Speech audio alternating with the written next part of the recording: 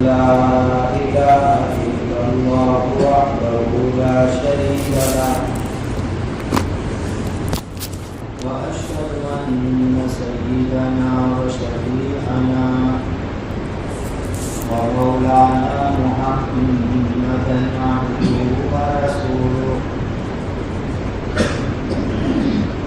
صلوات الله تبارك وتعالى عليه وعلى آله وأصحابه وذرياته وأهل بيته وأهل طاعته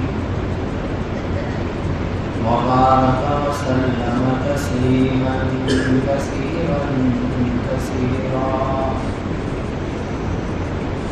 أما بعد فأعوذ بالله من الشيطان الرجيم بسم الله الرحمن الرحيم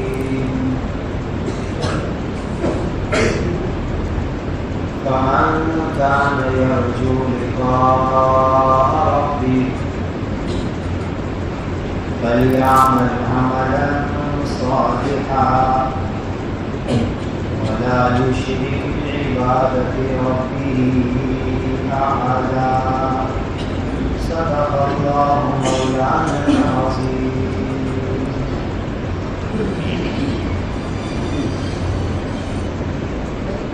یہ سورہ کہف کی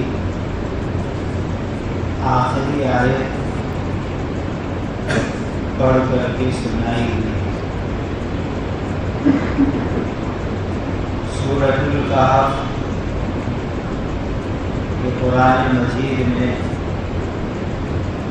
15ویں پارے سے شروع ہوتی ہے، 16ویں پارے میں جا کر کے مکمل ہوتی ہے.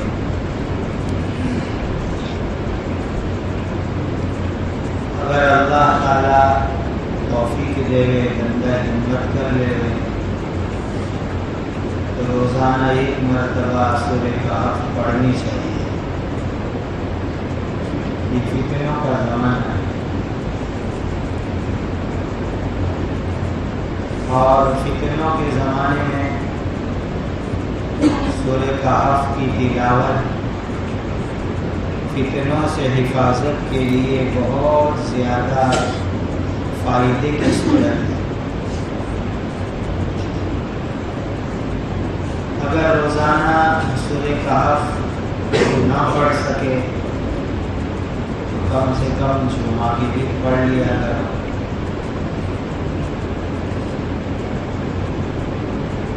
سب نیت کرو کہ انشاءاللہ آئندہ تک جمعہ کو ضرور سورہ کہف پڑھیں. اسی نیت کرو کہ انشاءاللہ زندگی بھر ہر جمعہ کو سورہ کہف انشاءاللہ پڑھیں. کم سے کم درجے میں اتنا کام تو ضرور کر لو کہ سورہ کہف کی جو آخری آیتیں ہیں اس کو روزانہ پڑھنے کا معمول بنا.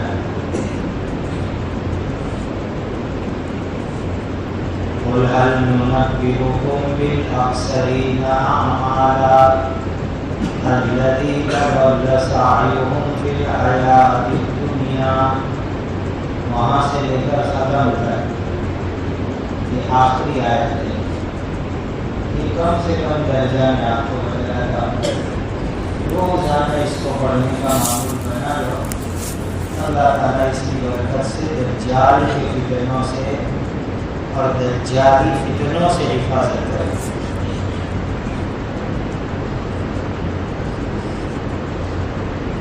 سورہ کہف بڑی عجیب سورت ہے. چند الگ الگ باتیں اسی میں پہلے آپ کو عرض کروں. اللہ تعالیٰ نے اس مبارک سورت کو اپنی حمد تعریف اپنی الوہیت سے شروع فرمایا. الحمدللہ الذی، اللہ کی تعریف سے سورت شروع ہو گئی. یہ ہم کو بہت بڑا سبق ہے کہ صحیح معنی میں تعریف کے لائق اگر کوئی ذات ہے تو وہ اللہ کی ذات ہے۔ ہم دنیا میں پتہ نہیں کس کی تعریفیں کرتے ہیں، جس کی بھی تعریف ہم دنیا میں کریں گے وہ حقیقت میں اللہ کی تعریف ہے۔ میری اماں بہت اچھے، میرے ابا بہت اچھے، میرے استاد بہت اچھے، میرے پیر بہت اچھے۔ میری اماں کو اچھے بنانے والے بھی اللہ، میرے ابا کو اچھے بنانے والے بھی اللہ، میرے استاد کو اچھا بنانے والے بھی اللہ، میرے پیر کو اچھا بنانے والے بھی اللہ۔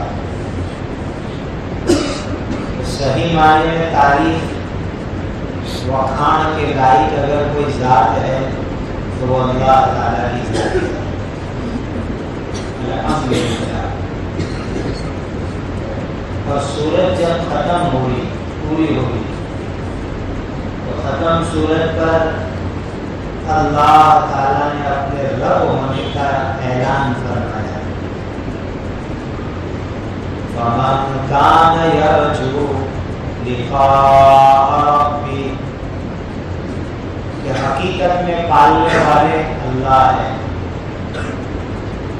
بیٹا سمجھتا ہے کہ میرا باپ مجھے پالتا ہے، بیوی سمجھتی ہے کہ میرا شوہر مجھے پالتا ہے۔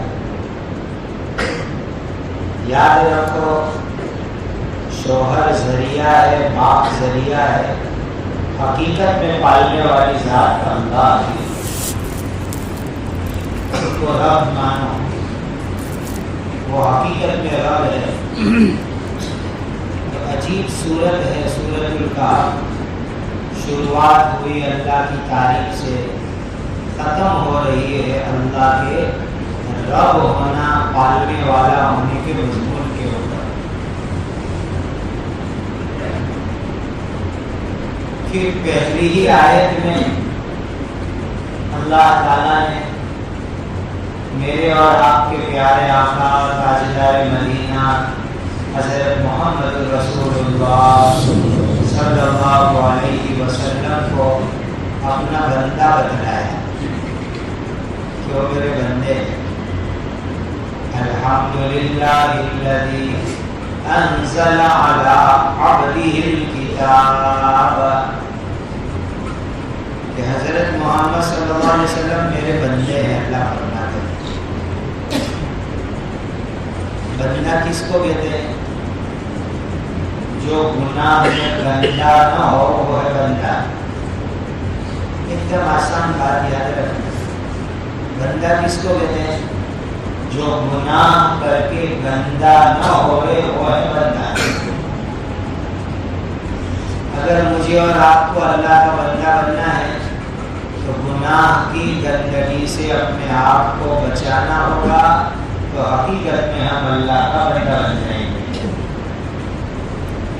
تو ہمیشہ یاد رکھنے میں اس بات کو کہ بندہ اس کو کہتے ہیں جو گناہ کر کے گندا نہ ہوئے وہ ہے بندہ۔ ایک دوسری بات یاد رکھو بندے کے بارے میں،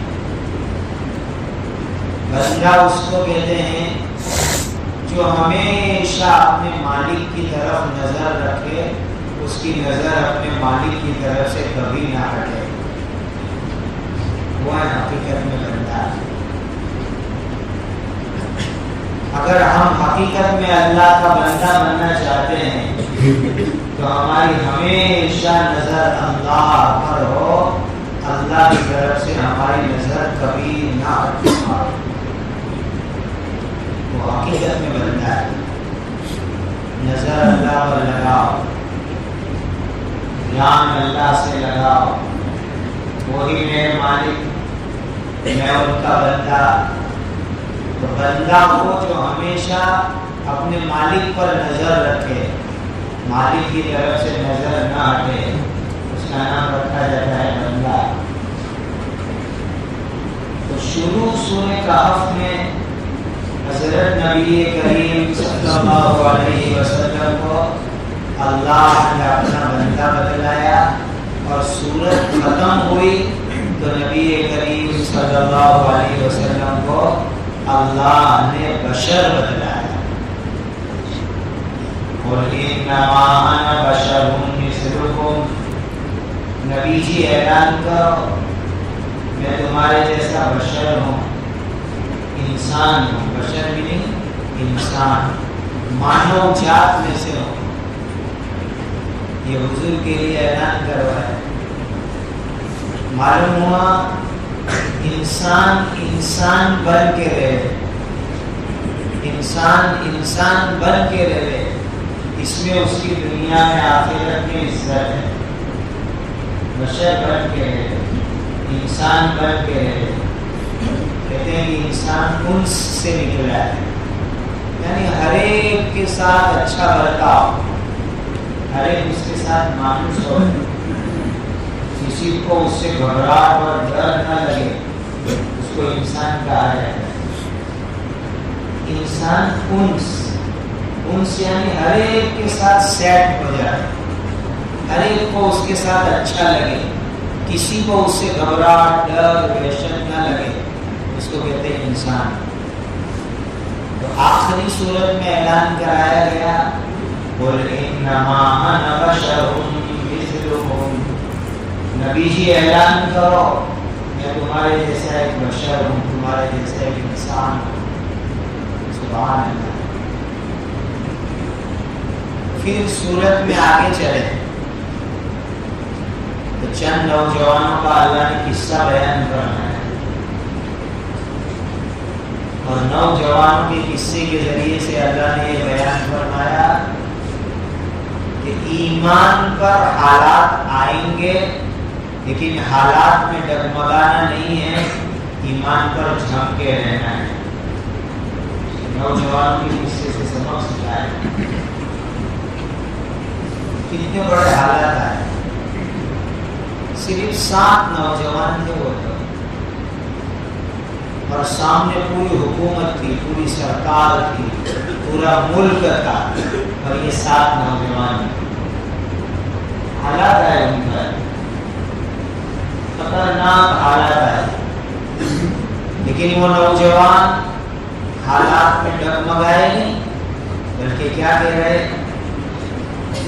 کہ ہم تو ایک اللہ کی عبادت کرنے والے لوگ ہیں، ایک اللہ کی عبادت کرنے والے لوگ. ہؤلاء قوم اتخذوا من دونه آلهة لولا يأتون عليهم بسلطان بين. یہ لوگ ایک اللہ کو چھوڑ کر کے دوسری چیزوں کو مانتے ہیں، ہم صرف ایک اللہ کو مانتے ہیں. نوجوانوں کا قصہ ہے، 7 جوانوں کا، اور اللہ تعالیٰ نے ہم کو ایک لیسن دیا، سبق دیا، نصیحت دی کہ ایمان پر حالات آئیں گے لیکن حالات پر ڈگمگانا نہیں ہے، حالات کے اندر جھم کے رہنا ہے. ایمان پہ جھم کے رہو تو اللہ کی مدد آئے. اور بڑی چیز کیا ہے ان نوجوانوں کے قصے میں ایک دوسرا سبق، وَرَبَطْنَا عَلَىٰ قُلُوبِهِمْ إِذْ قَامُوا فَقَالُوا رَبُّنَا رَبُّ السَّمَاوَاتِ وَالْأَرْضِ. یہ 7 نوجوانوں کے دل آپس میں جڑے ہوئے تھے، اللہ نے ان کے دلوں کو جوڑ لیا تھا. وَرَبَطْنَا عَلَىٰ قُلُوبِهِمْ، ایمان والوں کے دل آپس میں جڑے ہوئے ہونے چاہیے. دل جڑے ہوئے ہو تو کام میں جان آتی ہے، کام میں طاقت آتی ہے. آج لوگ جھگڑتے ہیں، ناراض ہو جاتے ہیں، بیچارے کچھ اللہ کے بندے صلح کراتے ہیں، ملاقات کر لو نا. تو ظاہر میں ملتے ہیں، دل سے ملتے نہیں ہیں. ظاہر کی ملاقات، دل کی نفرت، اس میں کوئی اثر اور جان نہیں ہوا کرتی. ظاہر میں سلام، دل میں محبت، انشاءاللہ اس میں جان ہوگی، اور وہ ملنا صحیح معنی میں ملنا ہوتا ہے۔ تو ان نوجوانوں کے قصے سے اللہ نے ایک دوسرا سبق دیا، بڑا زبردست سبق دیا، وَرَبَطْنَا عَلَىٰ قُلُوبِهِمْ، آپس میں دلوں میں جوڑ پیدا کرو، دل کا جوڑ بہت ضروری ہے۔ اللہ مجھے اور آپ کو ہر مومن کے ساتھ دل کا جوڑ عطا فرمائے، دل میں کینہ نہیں ہونا چاہیے، ناراضگی، نفرت، بغض، عداوت نہیں ہونا چاہیے، صاف دل ہو۔ وَرَبَطْنَا عَلَىٰ قُلُوبِهِمْ۔ پھر آگے چلے تو باڑی والوں کا قصہ اللہ نے بیان کرنا ہے، جن کے پاس شاندار باڑی تھی، ان کا قصہ اللہ نے بیان کیا۔ وہ باڑی والوں کا قصہ بیان کر کے اللہ نے ایک سبق ہم کو یہ دیا کہ اگر مال ملے، دولت ملے، اس کو اپنا کمال مت سمجھو، اللہ کا فضل و کرم سمجھو۔ مال، دولت، پراپرٹی، جائیداد، بینک بیلنس، اس کو اپنا کمال مت سمجھو، اللہ کا فضل اور کرم سمجھو۔ وہ باڑی والا باڑی میں جا رہا ہے، گھمنڈ میں جا رہا ہے، تو دوسرا مومن بھائی اس کو سمجھا رہا ہے، وَلَوْلَا إِذْ دَخَلْتَ جَنَّتَكَ قُلْتَ مَا شَاءَ اللَّهُ لَا قُوَّةَ إِلَّا بِاللَّهِ۔ جب تو تیری باڑی میں جاوے، پراپرٹی پر جاوے، تو وہاں جا کر کہو گے نا کہ اللہ جو چاہے وہی ہوتا ہے، اور طاقت اللہ ہی کی ہے، میرا کوئی کمال نہیں ہے۔ آج تو تھوڑی بہت دولت آتی ہے، پیسے آتے ہیں، تو آدمی کیا کہتا ہے، یہ تو میری 40 سال کی محنت دیکھ رہے ہو، میری 30 سال کی محنت دیکھ رہے ہو، میں نے بہت مشکلی سے دن گزارے، اب دیکھ رہے ہو میری پراپرٹی، میرا امپائر۔ ارے اللہ کے بندے یوں کہ یہ میرے اللہ کا فضل و کرم ہے۔ وَلَوْلَا إِذْ دَخَلْتَ جَنَّتَكَ قُلْتَ مَا شَاءَ اللَّهُ لَا قُوَّةَ إِلَّا بِاللَّهِ۔ ایک تفسیر میں دیکھا کہ حضرت امام مالک رحمۃ اللہ علیہ نے اپنے گھر کے دروازے پر یہ آیت لکھوا دی تھی، ماشاء اللہ لا قوت الا باللہ، تاکہ گھر میں آؤ تو احساس ہو کہ یہ بنگلہ اللہ کا فضل و کرم ہے، اللہ کی مدد سے ملا ہے، میرے کوئی کمال سے نہیں ملا ہے، یہ میرا بنگلہ، یہ میری حویلی ہے، میرا کوئی کمال نہیں، میرے اللہ کا فضل و کرم۔ اسی لیے ایمان والے بھائیوں، اللہ دولت دے وے، مال دے وے، بنگلہ دے وے، پراپرٹی دے وے، اس کو اللہ کا فضل اور کرم سمجھو، اپنا کمال مت سمجھو۔ وَلَوْلَا إِذْ دَخَلْتَ جَنَّتَكَ قُلْتَ مَا شَاءَ اللَّهُ لَا قُوَّةَ إِلَّا بِاللَّهِ۔ پھر موسیٰ علیہ السلام کا قصہ ہے، موسیٰ علیہ السلام کے قصے میں ایک زبردست سبق ہے۔ ہم اپنے آپ کو مولوی کہتے ہیں، مفتی کہتے ہیں، عالم کہتے ہیں، ہمارے لیے بہت بڑا سبق ہے، اور ہر مسلمان کے لیے سبق ہے کہ کبھی یہ مت سمجھنا کہ دنیا میں سب سے بڑا علم والا میں ہوں، کبھی مت سمجھنا کہ اس دنیا میں سب سے بڑا علم والا میں ہوں، میرے اوپر بھی یقیناً کوئی علم والا ضرور ہے۔ کبھی مت سمجھنا میں بڑا عالم ہوں، بڑا علم والا ہوں۔ اور ایک ولی نے عجیب نقطہ لکھا ہے کہ جو آدمی یہ سمجھتا ہے کہ میں سب سے بڑا علم والا ہوں، وہ دجالی فتنے کے اندر مبتلا ہو گیا ہے۔ سمجھو، وہ دجالی فتنے میں مبتلا ہو گیا ہے۔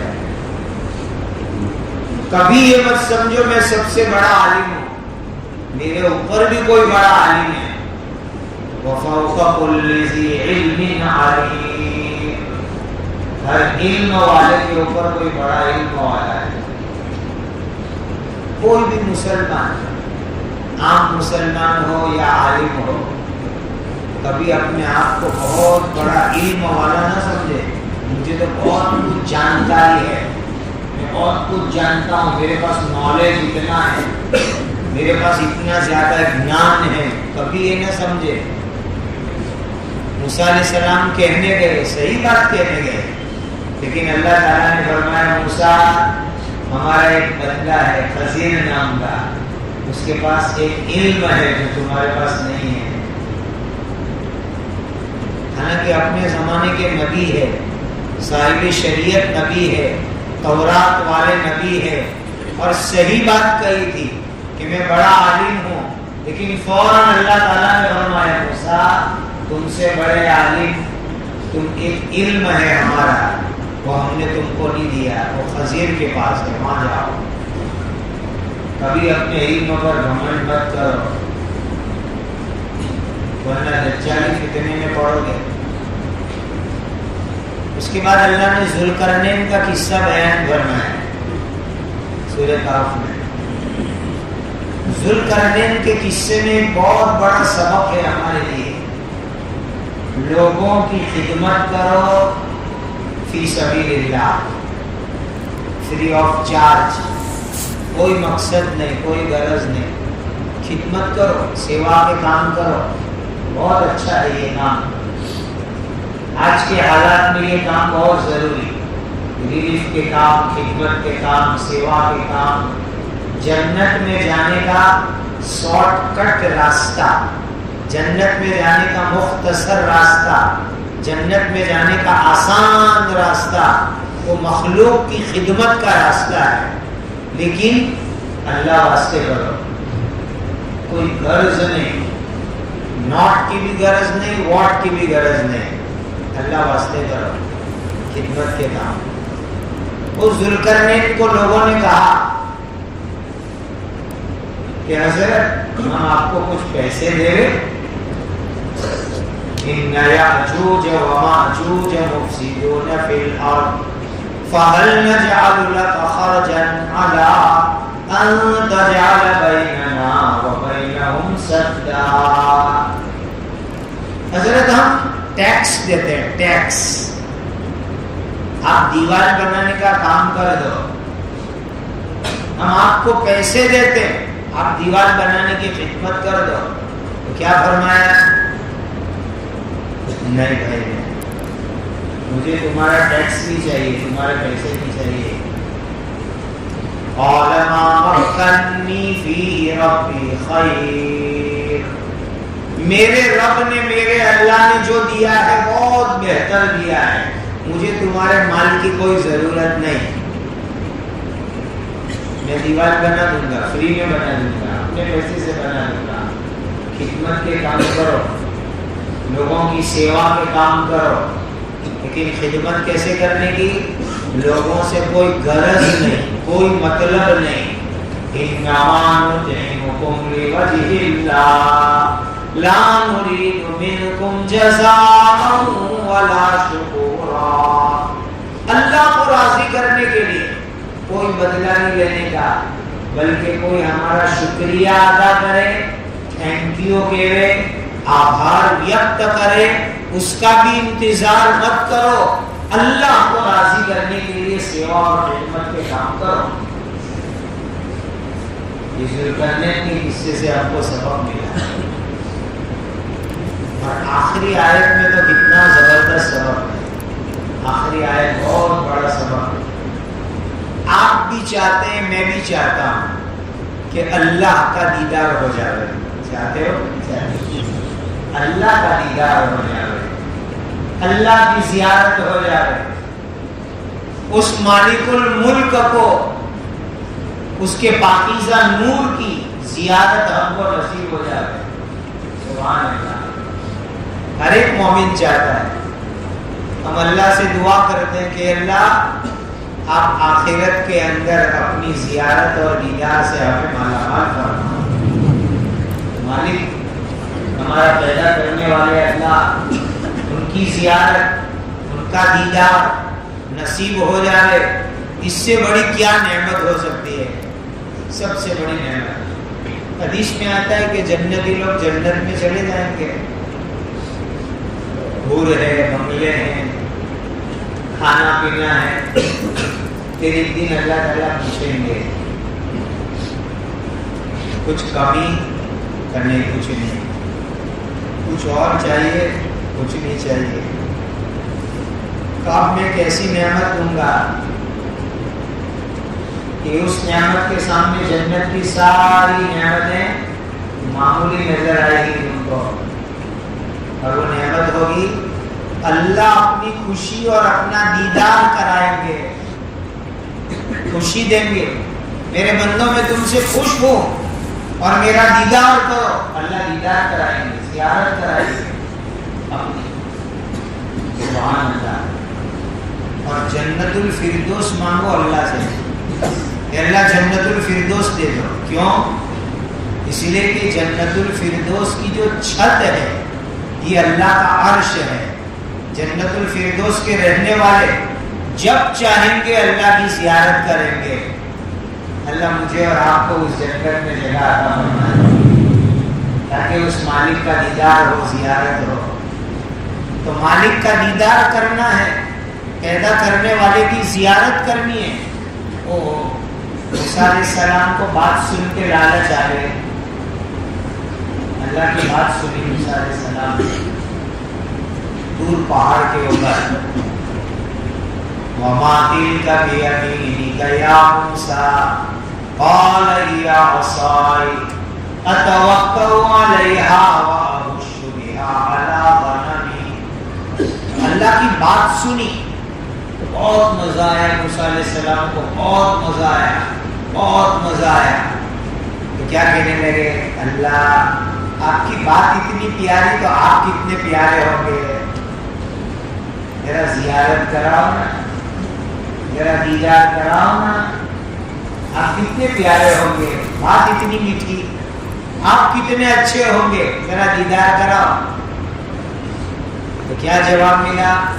قال لن تراني ولكن انظر إلى الجبل فإن استقر مكانه فسوف تراني۔ دنیا میں رہتے ہوئے ان گندی آنکھوں سے ابھی زیارت نہیں ہوگی، آخرت میں آؤ گے نا، وہاں زیارت ہوگی، وہاں اللہ کا دیدار ہوگا۔ اللہ مجھے آپ کو اپنی زیارت کی دولت سے مالا مال فرمائے، سبحان اللہ۔ خدا کی زیارت کرنا چاہتے ہو؟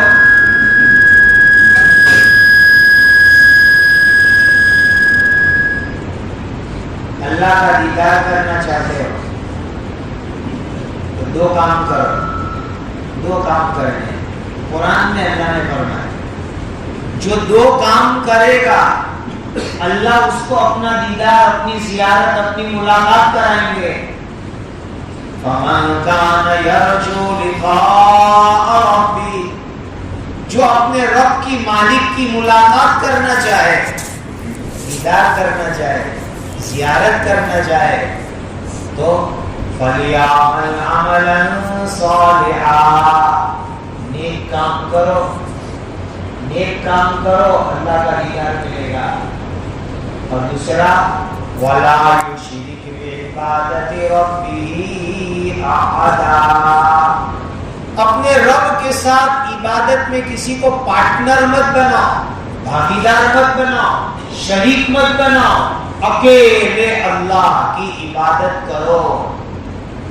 جو نیک کام کرے گا، شرک نہیں کرے گا، اللہ اس کو اپنا دیدار، اپنی زیارت کی دولت سے مالا مال کریں گے۔ دینی بھائیوں، ہم کو چونکہ بزنس میں، کاروبار میں پارٹنرشپ کی عادت پڑ گئی ہے، تو عبادت میں بھی پارٹنرشپ آتی ہے، عبادت میں بھی بھاگیداری آتی ہے۔ اور وہ بھاگیداری جس کو شرک خفی کہتے ہیں، نبی کریم صلی اللہ علیہ وسلم نے فرمایا مجھے تمہارے بارے میں شرک خفی کا بہت بڑا ڈر ہے۔ ہم کیسے بھاگیداری کریں گے؟ مسلمان بھی کرتا ہے باقی جائے، نماز پڑھی، صدقہ کیا، خیرات کی، تو اللہ کے ساتھ ساتھ دوسروں کو بھی دکھلانے کی نیت رکھتا ہے. لوگ دیکھیں، لوگوں میں میرا نام ہوئے، لوگوں میں میری شہرت ہوئے، لوگوں میں میری پبلسٹی ہوئے، لوگوں میں میرا چرچا ہوئے، لوگوں میں میرا نام چمکے، لوگوں میں میرا نام بڑا ہو جائے. یہ بھی ایک طرح کی پارٹنرشپ ہے اور اللہ کو پسند نہیں ہے. اللہ کو پسند نہیں. میرے لیے عبادت کرو، اللہ فرما دے. پارٹنرشپ نہیں، میرے لیے عبادت کرو، صرف اللہ کے لیے. کسی کو دکھلانا نہیں، کسی کے لیے دکھلاوا نہیں، شہرت نہیں، پبلسٹی نہیں، اللہ کے لیے عبادت کرو. اور یہ دکھلاوے کی بیماری ہے، پبلسٹی بہت ڈینجر ہے، بہت خطرناک. کیڑی سمجھتے ہو؟ گجراتی میں کیڑی کہتے ہیں، اردو میں چینٹی کہتے ہیں. وہ کیسے چلتی ہے؟ اس طرح یہ ریاکاری اور دکھلاوا چلتا ہے، آہستہ آہستہ، پتہ بھی نہیں چلتا ہے. چینٹی چلتی ہے تو پتہ چلتا ہے؟ نہیں چلتا ہے. وہ تو نظر پڑی، او ہو شکل میں چینٹیاں آ گئے تو پتہ چلتا ہے، ورنہ آواز بھی نہیں آتی. اخلاص کی مٹھاس میں شرک کی چونٹیاں آتی ہے، دکھلاوے کی چونٹیاں آتی ہے، پتہ بھی نہیں چلتا، اور ہماری اخلاص کو برباد کر کے رکھ دیتی ہے. کبھی کالی آتی، کبھی لال آتی ہے، کبھی چھوٹا دکھلاوا، کبھی بڑا دکھلاوا. اسی لیے اس سے بچو. دکھلاوا نہیں، اللہ کے لیے کرنا. فمن کان یرجو لقاء ربہ فلیعمل عملا صالحا ولا یشرک بعبادۃ ربہ احدا. اسی اللہ کے لیے عبادت، اسی کے لیے صدقہ، اسی کے لیے خیرات، اسی کے لیے نیک کام. کسی کو دکھلانا نہیں، اپنا نام مشہور نہیں کرنا، پبلسٹی نہیں کرنا، اللہ راضی ہو جائے اس کے لیے نیک کام کرنا. میں آپ کو ایک دعا بتاتا ہوں، پڑھو گے دعا؟ حضرت نبی کریم صلی اللہ علیہ وسلم نے بتلایا یہ دکھلاوے کی بیماری ہے، ریاکاری، پبلسٹی، نام چمکانا، اس سے حفاظت کی دعا ہے. اس میں آئیے روز 3 مرتبہ پڑھ لو، کسی بھی ٹائم پہ پڑھ لو، صبح پڑھو، شام پڑھو، دوپہر میں پڑھو. اس دعا کی برکت سے اللہ ریاکاری، دکھلاوا، پبلسٹی، شہرت، یہ جتنی بھی گندگیاں ہیں جو وہ ختم کر دیں گے اور اخلاص آئے گا زندگی میں. اخلاص، اللہ کے لیے عمل کرنا آئے گا. چھوٹی سی دعا ہے، یاد کر کے روز 3 مرتبہ پڑھ لیا کرو. حضرت ابوبکر صدیق رضی اللہ تعالیٰ عنہ اس کے راوی ہے. اللہم انی اعوذ بک ان اشرک بک وانا اعلم بک واستغفرک لما لا اعلم بک. کتنی چھوٹی دعا ہے. اللہم انی اعوذ بک ان اشرک بک وانا اعلم بک واستغفرک لما لا اعلم بک. ایک دم چھوٹی دعا. اللہم انی اعوذ بک ان اشرک بک وانا اعلم بک واستغفرک لما لا اعلم بک. اے اللہ، میں جو چیز جانتا ہوں اور اس میں تیرے ساتھ کسی کو شریک کرتا ہوں اس سے میں حفاظت چاہتا ہوں، اور مجھے پتہ نہ چلے اور تیرے ساتھ شریک کر دیا اس میں اللہ مجھے معاف کر دینا. یہ دعا حدیث میں آئی. جو 3 مرتبہ روزانہ پڑھے گا اللہ اس کو اخلاص کی دولت سے مالا مال کریں گے. جس کو مخلص بندہ بننا وہ یہ دعا روز 3 مرتبہ پڑھے. اللہم انی اعوذ بک ان اشرک بک وانا اعلم بک واستغفرک لما لا اعلم بک. بس درود میں شیئن کا لفظ نہیں ہے. تو آخری آیت نے یہ بتلایا اللہ کا دیدار کرنا ہے، اللہ کی زیارت کرنی ہے تو 2 کام کر لو. فمن كان يرجو لقاء ربه فليعمل عملا صالحا ولا يشرك بعبادة ربه أحدا.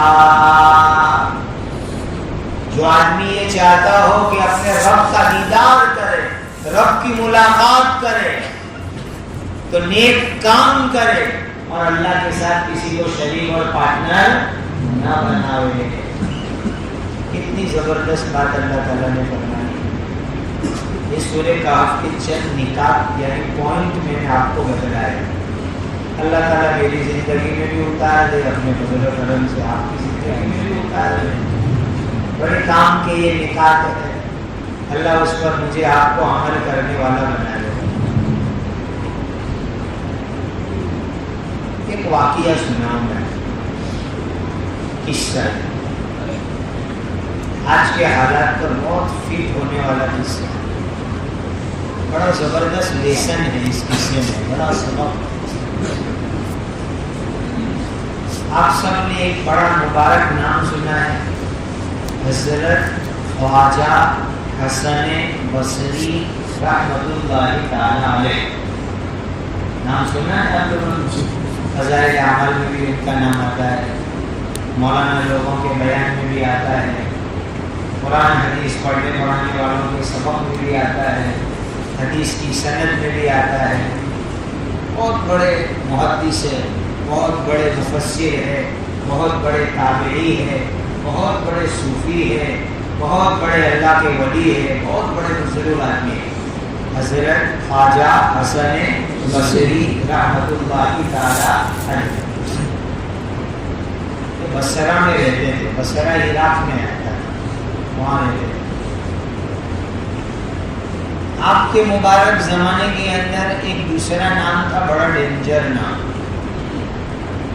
جس کا نام سنتے لوگ ڈر جاتے. نام سنتے لوگ ڈر جاتے، اتنا ڈینجر نام. اور وہ نام تھا حجاج ابن یوسف. اور ڈینجر آدمی تھا. ہر زمانے میں کچھ ایسے لوگ ہوتے ہیں جن کے نام سے لوگ ڈرتے ہیں. اللہ ہمیں کبھی ایسا نہ بنائے. تو حجاج ابن یوسف بڑا ظالم، خطرناک. اس کا نام سنتے ہی لوگ ڈرتے ہیں، کانپ جاتے ہیں. اس نے صحابہ کو شہید کیا. اب اندازہ لگاؤ جو آدمی صحابہ کو قتل کرے اس سے بڑا ڈینجر آدمی کون ہوگا. تابعین کو شہید کیا، بڑے بڑے اس نے خطرناک کارنامے انجام دیے. حجاج ابن یوسف خطرناک نام ہے، بڑا ظالم ہے. ایک مرتبہ ایسا ہوا کہ بصرہ میں ایک خبر آئی کہ حجاج ابن یوسف لشکر لے کر کے بصرہ آ رہا ہے. اور دھیان سے یہ قصہ سننا آج کے حالات کے اعتبار سے. بصرہ شہر کے لوگوں نے خبر سنی کہ حجاج ابن یوسف لشکر لے کر کے بصرہ آ رہا ہے. بصرہ میں گھبراہٹ کا ماحول ہو گیا، سب ڈر گئے. اچھا وہ ظالم ہمارے شہر میں آ رہا ہے. تو بصرہ والے سب جمع ہوئے، بڑے بڑے لوگ، ذمہ دار لوگ، بڑی لوگ. کیا کریں؟ تو انہوں نے آپس میں رائے سے ہی طے کیا ہم شہر سے باہر جاتے ہیں، حجاج ابن یوسف سے زوردار مقابلہ کریں گے اور اس ظالم کو ہم قتل کریں گے. مقابلہ کریں گے، ظالم کو قتل کر دیں گے. یہ انہوں نے پلان بنایا. اب دھیان سے سنو. پھر کہنے لگے کہ چلو اپنے شہر میں اتنے بڑے اللہ کے ولی ہے حضرت حسن بصری، حضرت سے جا کے مشورہ کریں. بہت اچھا. اب آئے سب حضرت حسن بصری کے پاس مشورہ کرنے کے لیے جائیں. بڑے بڑے لوگ، ذمہ دار لوگ. اور یہ بڑی بات ہے، یہ سمجھنے کی بات ہے. مشکلات اور تکلیف اور مصیبت میں اللہ کے نیک بندوں کے پاس جاؤ، ان سے مشورہ کرو، ان سے رائے لو. یہ بہت بڑی بات ہے اللہ والوں کے پاس جانا. تو بصرہ شہر والے حضرت حسن بصری کی خدمت میں آئے. حضرت حجاج ابن یوسف آ رہا ہے، ظالم آ رہا ہے ہمارے شہر میں، اور ہم نے یہ پلان بنایا ہے کہ سب شہر سے باہر جائیں گے، مقابلہ کر کے اس کو مار ڈالیں گے. دیکھیے اللہ والوں کی نظر کہاں ہوتی ہے. حضرت حسن بصری رحمۃ اللہ علیہ نے فرمایا ایک حجاج کو قتل کرو گے تو اس سے تمہارا مسئلہ حل ہونے والا نہیں ہے. حجاج سے بھی زیادہ برے خطرناک دوسرے بہت سارے ظالم ہیں. ایک کو قتل کرو گے تو کوئی دوسرا ظالم آئے گا، اس سے بڑا ظالم آئے گا، اس سے خطرناک ظالم آئے گا. اللہ کے خزانے میں تو ایک سے ایک ہے. وَمَا يَعْلَمُ جُنُودَ رَبِّكَ إِلَّا هُوَ. اللہ کا لشکر اللہ ہی جانتے ہیں. تو ایک ظالم کو قتل کرو گے تو تمہارا مسئلہ حل نہیں ہوگا، کوئی دوسرا ظالم آئے گا، دوسرا گیا تو تیسرا آئے گا. قتل کرنے سے کوئی مسئلہ تمہارا حل نہیں ہوگا. تو حضرت آپ بتاؤ ہم کیا کریں.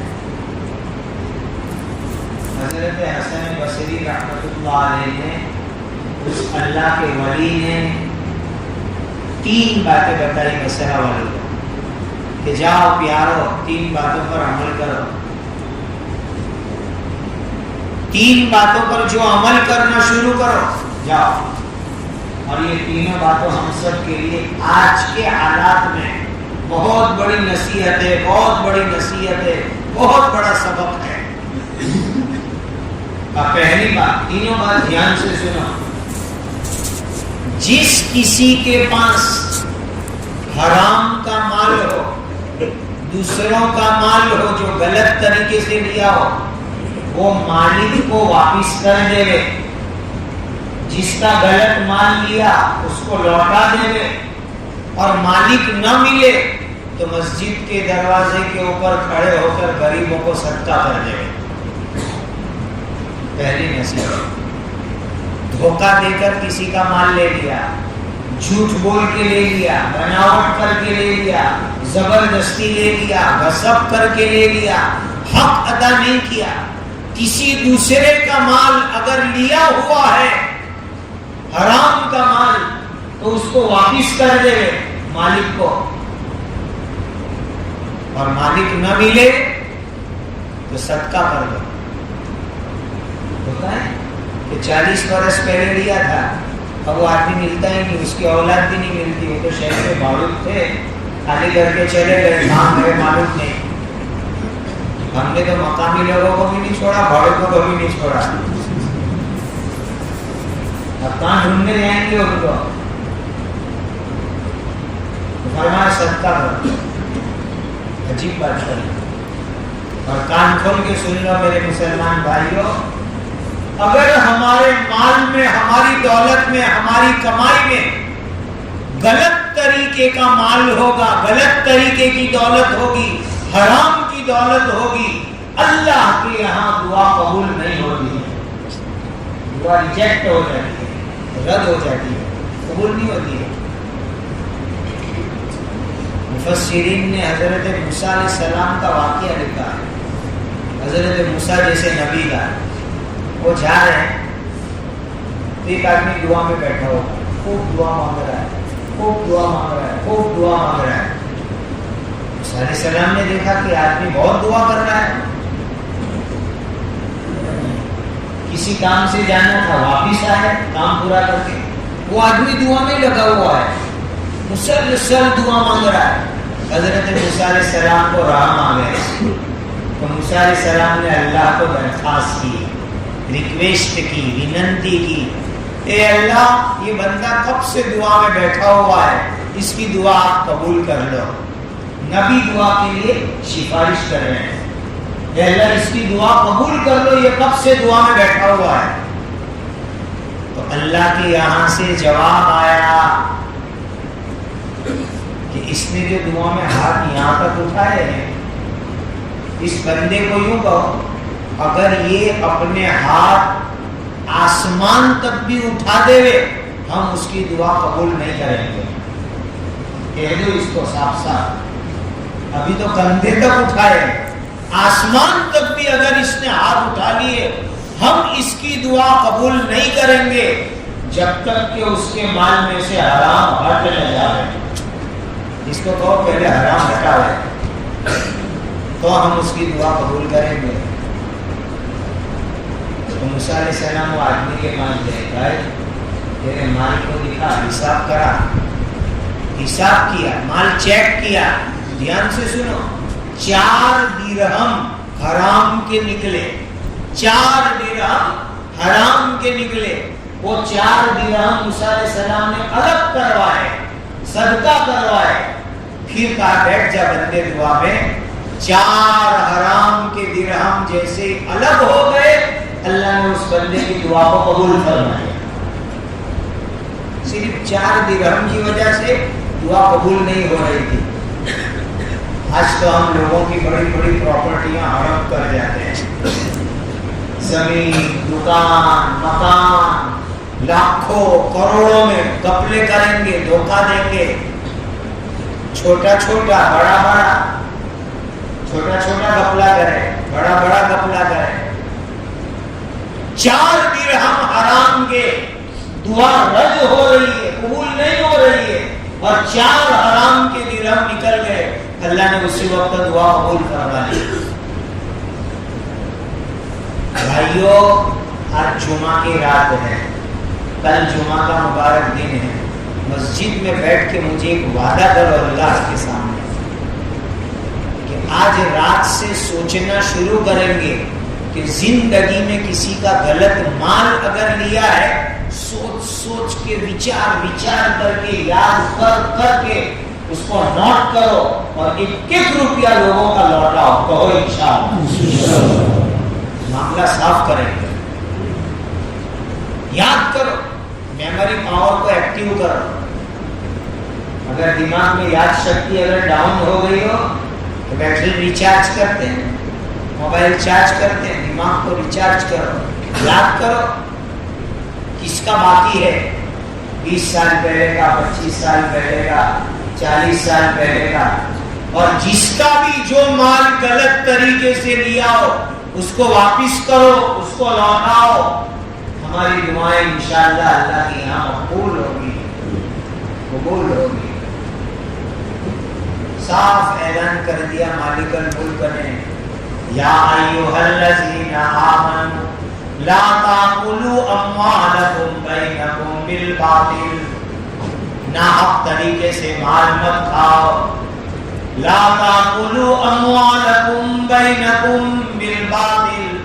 غلط طریقے سے، دھوکے سے، جھوٹ بول کر، بناوٹ کر کے کسی کا مال مت کھاؤ. حلال کا تھوڑا ہوئے وہ بہت اچھا ہے حرام کے بہت بڑے مال کے مقابلے میں. یہ پہلی نصیحت تھی حضرت حسن بصری رحمۃ اللہ علیہ نے کہ جس کسی کے پاس حرام کا مال ہو، دوسروں کا مال ہو، وہ الگ کر دے، مالک کو دے دے. مالک نہیں ہے صدقہ کر دے. آج تو ہم کو معلوم ہے، سب کو معلوم ہے، اس کے دینے کے تو دکھے گا تو راستہ بدل لیں گے، راستہ بدل لیں گے. وہ آ رہا ہے ابھی مانگے گا، فون آئے گا، کس کا نمبر ہے؟ ارے یہ تو ابھرانے والے کا نمبر ہے. تو فون بھی نہیں اٹھائیں گے، ریسیو بھی نہیں کریں گے. اور بعض لوگ تو اندر ایسے ایسے چکر چلواتے کہ وہ بیچارہ فون کرے تو ہمیشہ یوں جا رہے ویست ہے، ویست ہے، ویست ہے، نیٹ ورک کے باہر ہے، نیٹ ورک کے باہر ہے. ارے وہ تو قرض کے نیٹ میں پھنسا ہوا ہے، باہر نہیں ہے. کیسی کیسی دھوکے بازی شیطان نے ہم کو سکھائی. ادا کرو لوگوں کے حق، ادا کرو، حق ادا کرو، حق ادا کرو. کسی کا کوئی ذمہ باقی مت رکھو. اللہ میرے اور آپ کے پیارے آقا حضرت محمد مصطفیٰ صلی اللہ علیہ وسلم زندگی کا آخری وقت، حضور کا آخری وقت، بے ہوش، بہت بے ہوشی آتی تھی، بیماری، سر درد ہو رہا تھا، بے ہوش ہو جاتے تھے، اتنا سر میں دکھاؤ ہوتا تھا، درد شقی کا، یہ آدھا سر دکھتا تھا حضور کو، بہت دکھتا تھا، بے ہوش ہو جاتے تھے۔ ہوش آیا، کہا مجھے وضو کرا، مسجد میں لے جاؤ، تیاری کرائی، پھر بے ہوش ہو گئے، پھر ہوش آیا، مجھے مسجد میں لے جاؤ، تیاری کرائی، پھر بے ہوش ہو گئے، 2-3 مرتبہ۔ یہ امام الانبیاء کی بات کر رہا ہوں، حضرت محمد مصطفیٰ صلی اللہ علیہ وسلم، اب مجھے مسجد میں لے جاؤ، بے ہوشی میں 2 آدمی کے سہارے سے، 2 آدمی کا ٹیکا لگا کر مسجد میں تشریف لائے، منبر پر تشریف لائے، مدینہ کے مردوں کو جمع فرمایا، سب کو بلاؤ، منبر پر بیٹھ کر کے میرے آقا اعلان فرما رہے ہیں،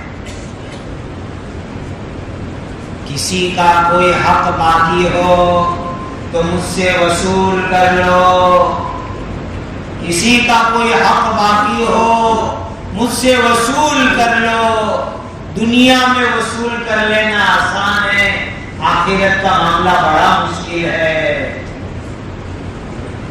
آپ میں سے کسی کے دل میں بھی یہ شک آ سکتا ہے کہ حضرت نبی پاک صلی اللہ علیہ وسلم نے کسی کا حق دبایا ہوگا؟ ایک رائی کے دانے کے برابر شک نہیں آ سکتا، وہ حق ادا کرنے والے نبی، جانوروں کا حق ادا کرنے والے، غریبوں کا حق ادا کرنے والے، غلاموں کا حق ادا کرنے والے، لیکن احتیاط دیکھو، زندگی کے آخری دنوں میں بے ہوش، کمزوری، اس کے باوجود منبر پر آئے اور اعلان کیا جس کا کوئی حق باقی ہو آ کے مجھ سے وصول کر لے۔ ایک آدمی کھڑا، حضرت 3 درہم لینے کے باقی ہے، کیا فرمایا؟ میں آرگیومنٹ نہیں کرتا، دلیل بازی نہیں کرتا، دے دینے 3 درہم دینے کیوں، صرف پوچھنا چاہتا ہوں کون سے باقی ہے، صرف جاننا ہے مجھے کون سے باقی ہے تیرے 3 درہم۔ تو اس نے کیا تھا، ایک مرتبہ کوئی آدمی سوال کرنے آیا تھا، آپ کے پاس دینے کے لیے کچھ نہیں تھا، تو آپ نے مجھے کہا تھا اس کو دے دو، وہ 3 درہم کی اگرانی باقی ہے، اپنے لیے نہیں، صدقہ۔ کوئی مانگنے آیا تھا، سائل آیا تھا، سوالی آیا تھا، آپ کے پاس کچھ نہیں تھا، تو آپ نے مجھے فرمایا تھا کہ دے دو، میں نے 3 درہم دیے تھے، وہ لینے کے باقی ہے۔ اس نے فوراً خوشی دلوا دی۔ اپنے بھی تو ذرا ایسا کریں، سوشل میڈیا کا زمانہ ہے، جات کی چیزیں تم لوگ پھیلاتے ہو، تو کبھی ایک ایسا بھی تو لیٹر باہر پاڑو کہ میرا نام یہ، میرا ایڈریس یہ، میرا فون نمبر یہ، میں ڈکلیئر کرتا ہوں، کبھی جمعہ پڑھ کے مسجد میں کھڑے ہو جاؤ، میں اعلان کرتا ہوں کسی کا کوئی حق باقی ہو تو وصول کر لو، دنیا سے جانے سے پہلے میں ادا کر دوں تاکہ اللہ کی یہاں میری پکڑ نہ ہوئے۔ یہ چیزیں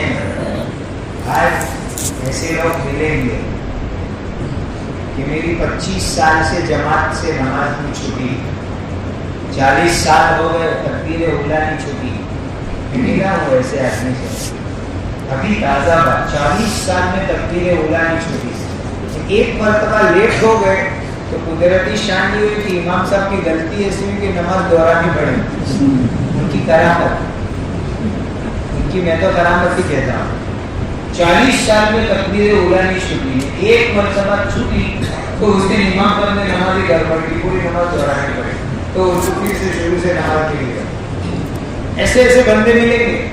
ہم اس زمانے میں ایسے بندے دیکھنا چاہتے ہیں جو اعلان کرے میرے ذمے کسی کا حق ہو آ کے لے جاؤ، کسی کا بھی حق ہو، بہن کا باقی ہو، ماں کا باقی ہو، بھائی کا باقی ہو، میراث کا باقی ہو، پارٹنر کا باقی ہو، کاروبار کا باقی ہو، لے جاؤ، دنیا میں دے دوں گا، آخرت کا معاملہ بڑا سنگین اور بڑا خطرناک ہے. کل سے سوچو گے، عشق بناؤ گے، ادا کرو گے، موت سے پہلے معاملہ کلیئر کرو گے. کتنا کلیئر کرو گے؟ ارے وہ عمر بن عبدالعزیز سارے پرانے لوگوں کے، اپنے بھی پچھلے لوگوں کا کلیئر کرنے گئے تو سارا خزانہ ختم ہو گئے. تو بھلے ختم ہو جائے لیکن اللہ کے یہاں تو ہم صاف ستھرے جاتے ہیں.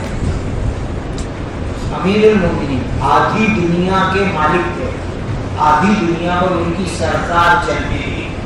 آخری وقت آیا، لوگ عیادت کرنے کے لیے آنے لگے. آخری وقت بیماری کا، لوگ عیادت کرنے آ رہے ہیں.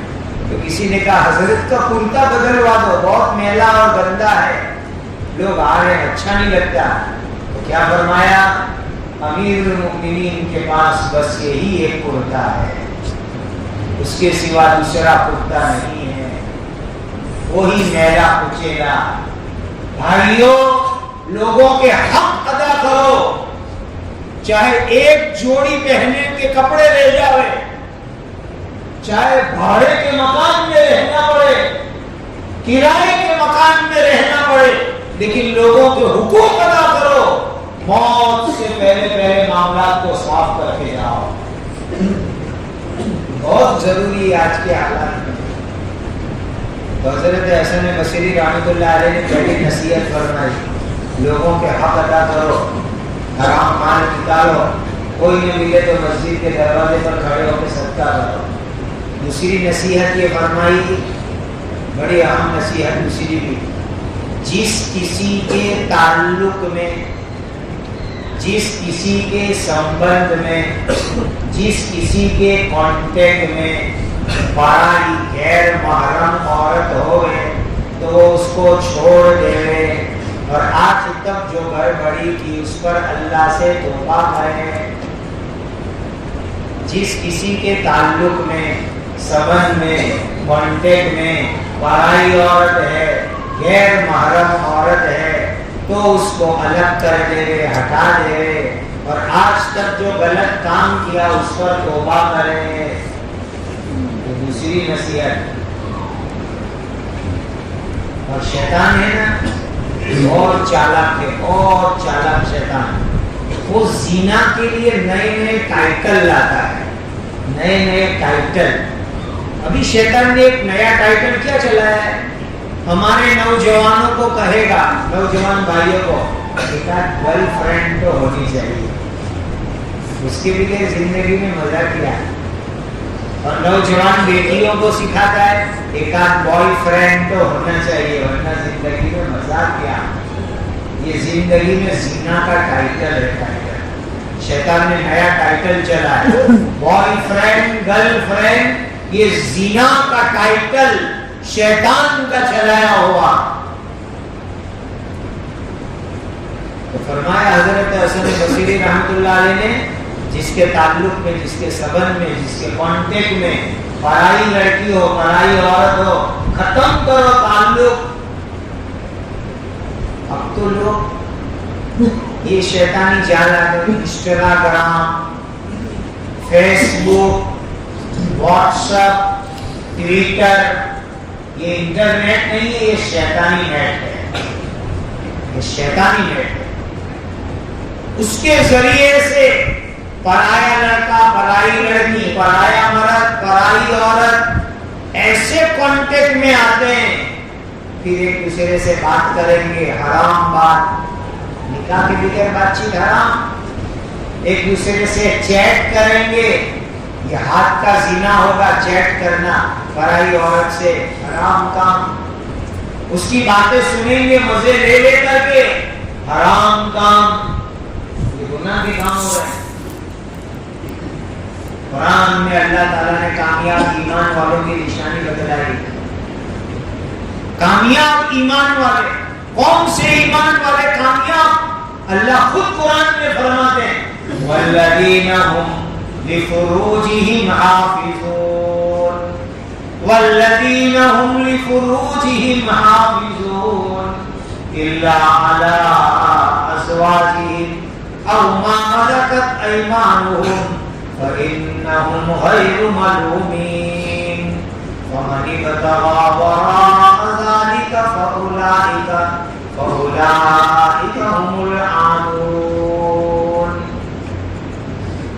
شرم کی جگہ کو کنٹرول میں رکھو، کنٹرول میں. زنا سے بچو، ناجائز کانٹیکٹ سبند تعلق سے بچو، توبہ کرو.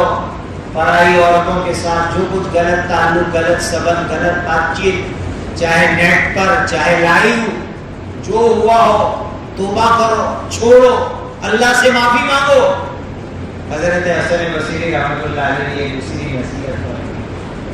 آتے آتے ٹرین میں اخبار پڑھ رہا تھا، پتہ نہیں میری نظر میں کیسی ایسی چیزوں پر پہلے جاتی ہے. کل کا قصہ اخبار میں، آج کے اخبار میں چھپا ہوا ہے. ایک مسلمان نے اپنی 2 جوان بیٹیوں کے ساتھ زنا کیا، سگی بیٹی کے ساتھ. کتنا زنا عام ہو گیا امت میں، اللہ جانا. سگی بیٹیوں کے ساتھ سگا باپ زنا کرے. آج کے اخبار میں، میری ذہن میں ہے اخبار.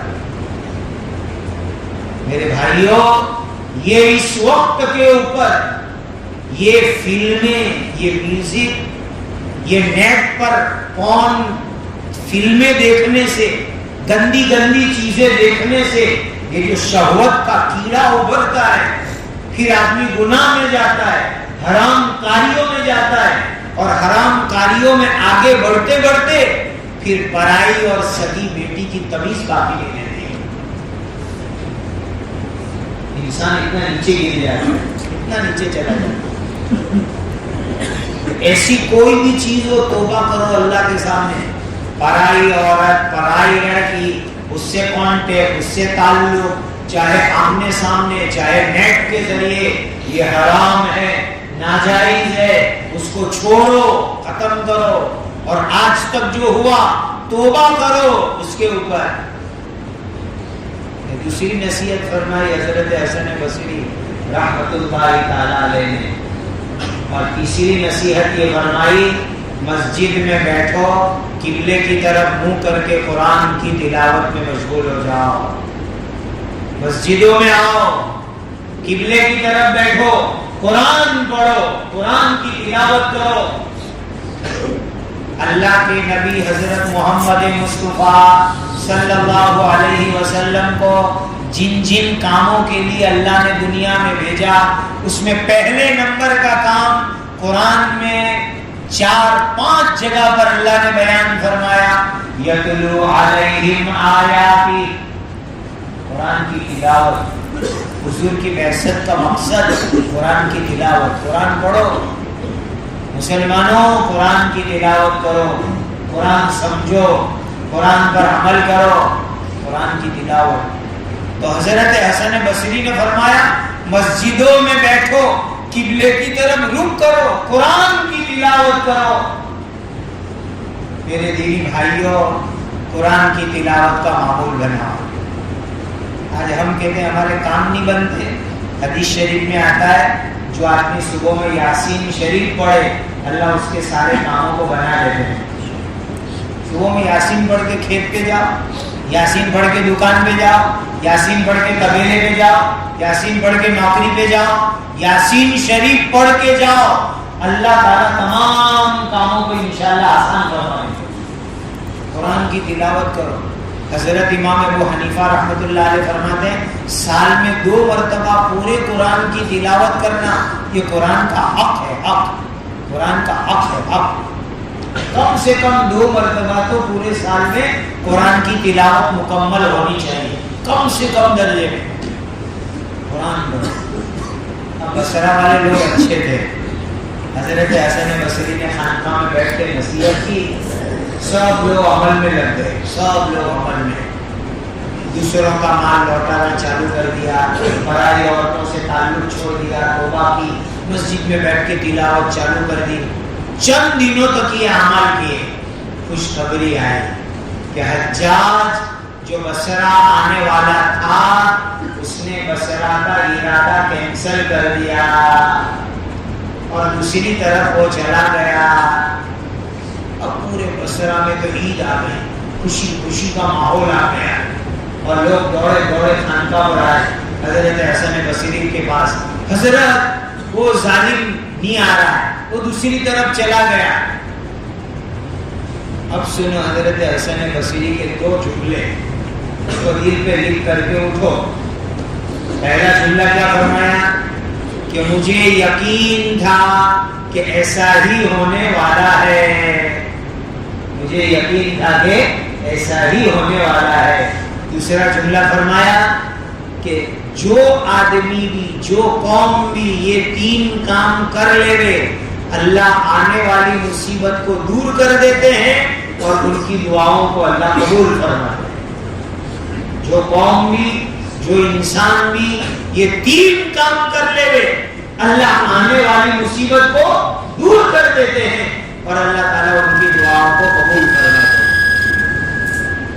یقیناً اس وقت بڑی مصیبتوں سے امت گزر رہی ہے, بڑی بلا اور آزمائش کے حالات سے امت گزر رہی ہے. 3 کام شروع کر دو جو حضرت حسن بصری نے بتایا. یہ قرآن اور حدیث کی باتیں ہیں. 3 کام, لوگوں کا پرایا مال کھانا نہیں, غلط طریقے سے کھانا نہیں, حرام کا کھانا نہیں, حق دبانا نہیں, اور آج تک جو ہو گیا وہ حق ادا کر دینا, پرائی عورتوں لڑکیوں سے تعلق نہیں رکھنا, مسجد میں بیٹھ کے قرآن کی تلاوت کرنا. جو امت یہ 3 کام کرے گی اللہ بڑے سے بڑے ظالم کو دفع کر دیں گے, اللہ مصیبت دور کر دیں گے اور انشاءاللہ دعائیں قبول ہوگی. کرو گے 3 باتوں پر یاد رہے گی. 3 کام ہے تیری کڑوی بول ہے ذرا کڑوی دوا, اس میں نمبر ہوگا تو بہت بھاری حق ادا کرنا لوگوں کو, بہت بھاری. ہمارے ایک دعوت کے بہت پرانے ساتھی ہیں, میرے سرکاری آفیسر تھے, تب سے ہی دعوت کے کام میں لگے ہوئے. پھر حضرت عبدالزمان صاحب سے اصلاحی تعلق کو حضرت نے ان کو اجازت دی تھی, بیٹھ بھی ہے, خلیفہ ہے حضرت کے. وہ اکثر ہفتہ اجتماع ہوتا ہے تو بیان میں وہ کہا کرتے ہمارے, دیکھو بھائی, ایک ہے دین عبادت والا اور ایک ہے دین معاملات والا. ایک ہے دین عبادت والا, نماز روزہ یہ عبادت والا دین ہے, اور ایک ہے دین معاملات والا, لوگوں کے حق ادا کرنا, حلال کاروبار کرنا. پھر کیا کہتے ہیں, عبادت والے دین پر عمل کرنے کے لیے 500 گرام ایمان چل جائے, اور معاملات والے دین پر عمل کرنے کے لیے 5 کلو ایمان چاہیے. عبادت والے دین پر عمل کرنے کے لیے 500 گرام ایمان ہوئے تو چل جائے, اور معاملات والے دین پر عمل کرنے کے لیے 5 کلو ایمان چاہیے تو معاملات والے دین پر عمل ہوئے. اور اپنے تو ٹاپ کوالٹی کے ایمان والے بننا ہے, 5 کلو والے, اور انشاءاللہ 5 کلو کی ڈگری میں اپنے کو جانا ہے, 500 گرام میں نہیں. اور وہ کب ہوگا, معاملہ. میں ہمارے ساتھیوں کو ایک بات کہا کرتا ہوں, آپ کو بھی کہو, کہ فجر بعد 6 نمبر کا معمول ہوتا ہے نا بیان کرنے کا, 6 نمبر. تو ہم لوگ ایمان کو اتنا کھولتے ہیں کہ اشراق کا وقت ہو جاتا ہے. وہ اکرام والے نمبر کو کھولنے کی نوبت ہی نہیں آتی ہے. اب اشراق کا وقت ہوتا ہے تو اعلان کر دے بھائی اشراق پڑھو گھر جاؤ. اکرام مسلم والے نمبر کو کھولو تو یہ سب چیزیں کھلے گی. لوگوں کا حق ادا کرنا, کسی پر ظلم نہ کرنا, معاملات کی صفائی, یہ سب اکرام مسلم میں آتا ہے. اور سن لو, شاید پہلے سنایا بھی ہوگا, حضرت جی مولانا محمد یوسف صاحب رحمۃ اللہ علیہ فرماتے تھے, اے ایمان والو, ایمان کی برکت سے اکرام والے بن جاؤ, تمہارے اکرام کی برکت سے دنیا ایمان والی بن جائے گی. ایمان کی برکت سے اکرام والے بنو, اکرام کی برکت سے دنیا ایمان والی بن جائے گی. تو ابھی ایمان والا نمبر تھوڑا کم کھول لے گا, نماز والا بھی تھوڑا کم, اور جلدی جلدی اکرام مسلم پر جانا سیکھو. ذرا اکرام والے نمبر کو بھی کھولو تاکہ معاملات کی صفائی آوے, لین دین کی صفائی آوے, لوگوں کو ستانا پریشان کرنا ذرا کم ہوئے، تکلیف دینا ذرا کم ہوئے۔ آج تو لوگ دوسرے کو ستانے کو اپنی کامیابی سمجھتے ہیں، دوسروں کو پریشان کرنے، یہ اکرام رسول ہے، دوسروں کا احترام کرو، پریشان مت کرو، معاملات کی صفائی لاؤ زندگی میں۔ اللہ ان گزارشات پر مجھے بھی عمل کی توفیق عطا فرمائے، آپ حضرات کو بھی عمل کی توفیق عطا فرمائے۔ یقیناً بڑے گندے حالات سے، بڑے مصیبت بھرے حالات سے ہم گزر رہے ہیں، لیکن یہ 3 کام کا اہتمام کر لو، انشاءاللہ اللہ تعالی حجاج جیسے ظالم کو دور کر دے،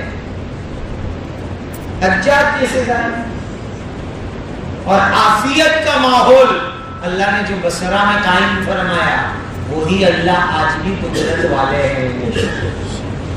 پہلا کام لوگوں کے حق ادا کرنا، حرام مال لوٹا دینا، دوسرا کام پڑھائی عورتوں سے تعلق نہیں، تیسرا کام مسجدوں میں تعلق پیدا کرو، قرآن کی تلاوت کرو۔